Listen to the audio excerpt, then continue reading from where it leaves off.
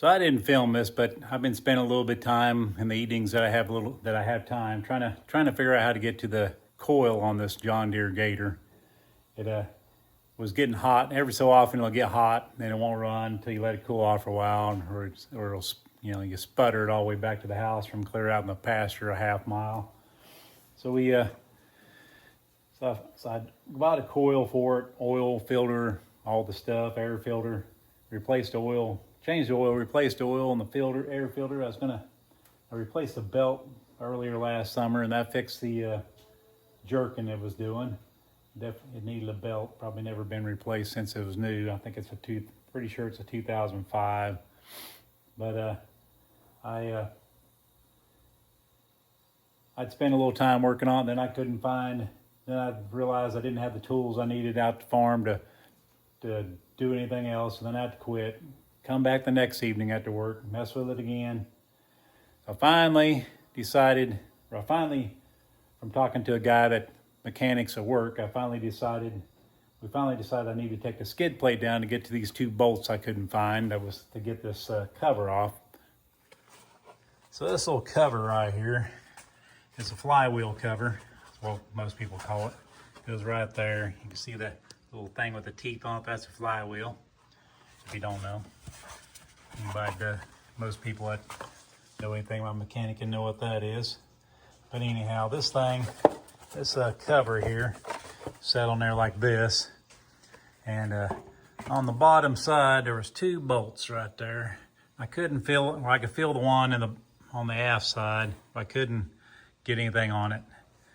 There's altogether there's 5 bolts. They're identical. 2 that held the linkage over here on, and 2 more that held this cover on the sides. One right there, and one over here somewhere. Yeah, I think it's right there.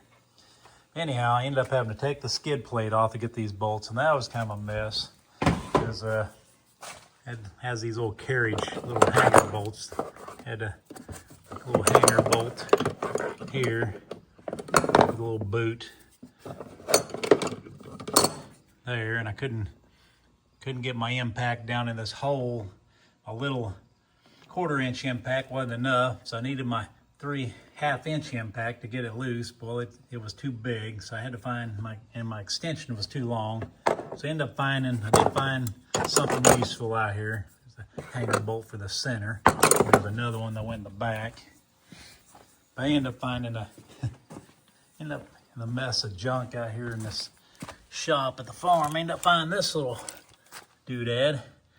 It was actually the opposite. It was real long, so I was able to reach in from the bottom and get it on there and take it loose. But that got her loose. Dropped the pan. Of course, I needed it dropped anyway because it was full of dirt and gunk.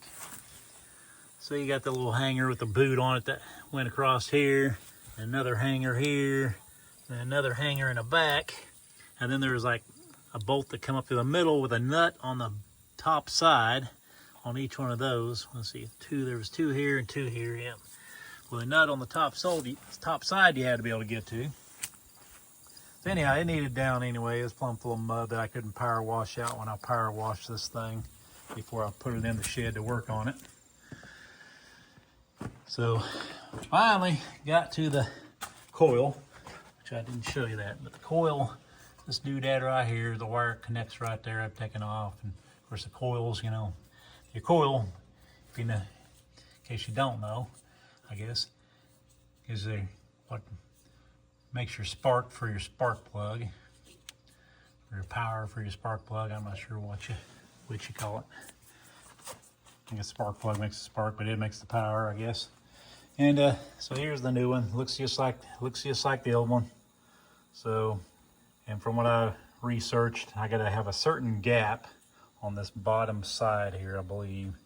Certain gap between it and the flywheel, or there's probably a mechanical term for what this thing rides on, but anyhow, I got to Google that here in a minute and see what that gap is again. I thought they said 14 thousandths off the top of my head. I think that's what it said. I'll have to Google it again here or YouTube it and find out what that is.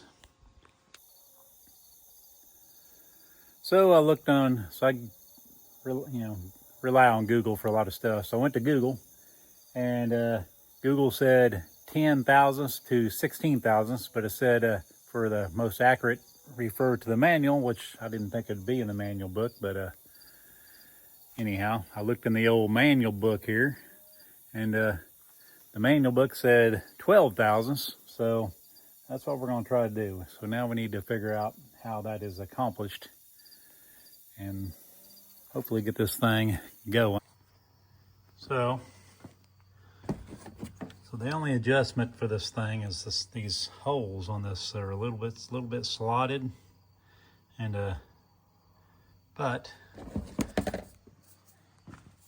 so what I was looking at originally wasn't what was supposed to be gapping, I don't think. I rolled it around and I discovered that there's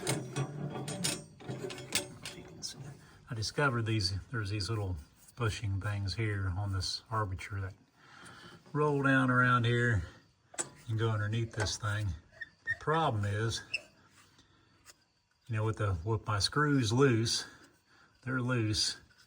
When I roll this around, it's riding on it pretty hard, and 12 thousandths ain't a lot, but it's already riding on it, and it's going to be as high up as it can be,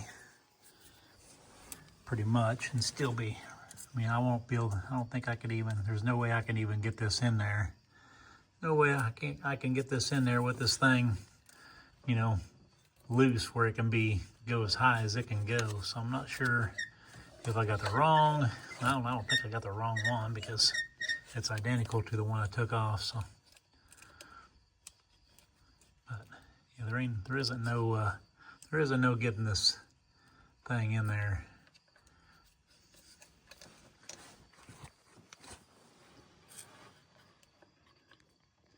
There is a little one underneath. I can't get shim in there either. And you got the bottom side. There isn't no getting the shim in there, so I'm a little confused on this deal. One thing I know is to tighten it up as high as I can make it and hope for the best, I guess. There's a lot of stuff I had to tear apart to get to this thing now, so that bothers me. So I may just quit here and consult my mechanic at work and see what he thinks. So Google calls it a coil air gap, but in the manual book it's called a armature air gap. So, which is similar to what I did on the welder. I replaced the bushings that run on the armature make the arc for the welder. But this here is what they're calling the armature, this little doodad here. And there's like I say, I'm assuming this will be the gap I'm gonna try to do, but I don't know if this thing is just wore off or what, but I don't know, it's got a huge gap there, so I don't know. So I'm thinking maybe, I don't know. I'll have to tear it off, take it off, and figure this out here. So hopefully I can get this bad sucker going.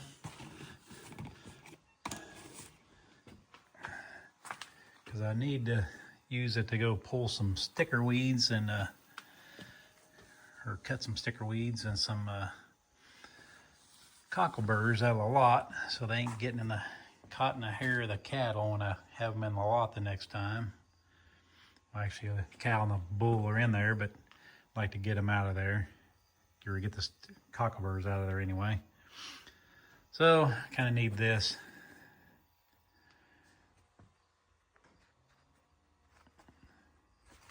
Okay, so what I figured out was once I tighten this thing up, once I tighten these bolts up, it somehow straightens this thing up to where it's got a pretty good gap. So this is my shim here. So right now, that's my 12 thousandths shim. Right now it fits underneath there pretty good. So I'm gonna have to try to just loosen it a little bit and then make it, get it to where I can just slide this in and out. And it's not got as much play as it's got right now. I don't know if you can see that. Looks like, see how much play it's got. Now I'll have to do the same on the bottom side with the bolt on the bottom side. Can't really do that holding my phone, so I have to keep stopping here. So I ended up getting her. I took my shim here on this little, these things are magnetic. See that? Kind of flickers. Anyway, so I took and I stuck the shim in there where it, and then I loosened that bolt a little bit, and I tapped down on the top here and made it where this would just slide in and out of there, without getting stuck and not being too loose. Did the same thing on the bottom side. Down here, you can see that. Yeah, just slide in there. Just slides in there. Try to get the focus here. It just slides in and out of there. In the Google says 12 to 16. The manual says 12. So hopefully it'll be good. I'll put all this back together. About impossible to film, and I did it in so many different. I tore it apart in so many different evenings that I wouldn't have the tools I need. Quit, come back another day. Still not have what I needed. Go back home, come back, as I said. So anyway, I'm not gonna bore you with putting this all back together. I'm gonna put it back together, and hopefully I can show you that it runs and doesn't. Of course, it doesn't quit immediately. It takes a while before it gets hot enough to quit. But main goal is get it back running again, and hopefully it won't quit when it gets hot. James here. You're watching The Pour Farm. If you like these videos, hit like and subscribe, and I'll see you on the next one.